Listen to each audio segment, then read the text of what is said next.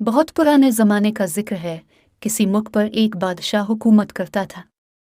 इसकी एक बेटी भी थी जिसका नाम शहजादी नौरीन था। इस बादशाह का एक वजीर भी था जो बेहद लालची, खुद गरज और मक्कार था।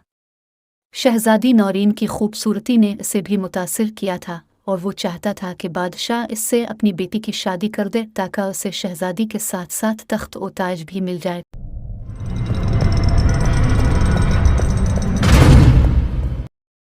आओ बैठो, हम तुम्हें अभी याद ही कर रहे थे। ए वजीर बातदबीर, हमारी शहजादी अब बड़ी हो गई है। हमने उसकी शादी करने का फैसला कर लिया है। हमने खुद भी शहजादी के लिए एक रिश्ता ढूंढ लिया है। वो हमारे शुमाली मुल्क के बादशाह का बेटा है। वो आजकल यहाँ आया हुआ है और हमारा मेहमान है। शहजादा और शहजादी एक दूसरे से बहुत जल्द घुल मिल गए हैं। हम बहुत जल्द दोनों की शादी कर देंगे। वो देखो, दोनों बाग में टहल रहे हैं।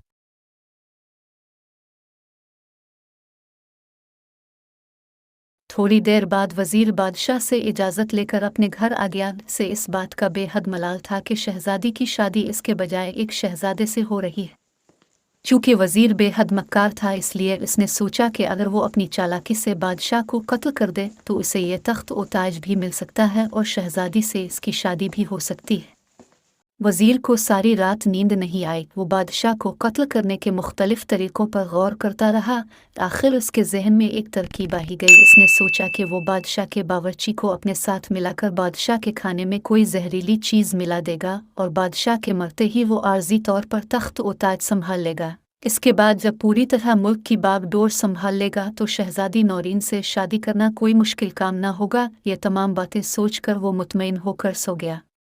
अगले रोज़ सुबह महल में बादशाह के चेहरे पर फिक्रमंदी और परेशानी के आसार थे। मलिका उसकी शक्ल देखकर भांप गई कि ज़रूर कोई ख़ास बात है। इसने जब बादशाह से इस बारे में पूछा तो बादशाह ने बड़े धीमे लहजे में कहा, मैंने रात एक भयानक ख्वाब देखा था। मैंने देखा कि मैं जंगल में शिकार खेलने गया हूँ। वहाँ मुझे थकन सी महसूस हुई तो मैं एक दरख्त के नीचे सस्ताने के लिए बैठ गया। वहाँ बैठे हुए मुझे ज़्यादा देर ना गुजरी थी कि मेरे पीछे से एक सिया रंग का सांप बड़ी तेज़ी से मेरी तरफ बढ़ा और मेरे पाँव को डसकर अपने बिल में जा घुसा। मेरा खौफ और दहशत के मारे बुरा हाल हो गया था और फिर इसी आलम में मेरी आँख खुल गई। बादशाह का ख्वाब सुनकर मलिका भी फिक्रमंद हो गई। नून फौरन उसने शाही नजूमी को तलब करके उसे बादशाह का ख्वाब सुनाया और इस ख्वाब की ताबीर पूछी। इस नजूमी ने बड़े गौर से बादशाह का ख्वाब सुना और फिर वो कुछ हिसाब किताब करने लगा। बादशाह, मलिका, शहजादी नौरीन और शहजादा शकील, जो कि शहजादी नौरीन का होने वाला शौहर था, सब के सब बूढ़े नजूमी को दम साधे देख रहे थे। थोड़ी देर बाद नजूमी ने हिसाब लगाने के बाद मलिका से मुखातिब होकर कहा, मलका साहिबा, खुदा बादशाह की उम्र दराज करे। उनका एक दुश्मन पैदा हो गया है। वो मुजी हर कीमत पर जहां पनाह की जान लेना चाहता है। बादशाह सलामत ने जो सांप देखा था वो उसी दुश्मन की तरफ इशारा है। मैं अपने इल्म से सिर्फ इतना ही पता चला सका हूँ। इस दुश्मन का नाम नहीं बता सकता, फिर भी मैं इतना ज़रूर कहूँगा कि अगर इस दुश्मन को ना पकड़ा गया तो वो अपनी अयारी और मकारी से आली मर्तबा बादशाह सलामत को ज़रूर नुकसान पहुँचाएगा। बादशाह सलामत, आप रंजीदा मत हों। मैं जब तक जिंदा हूँ इंशाअल्लाह आपको कोई भी शख्स नुकसान नहीं पहुँचा सकता।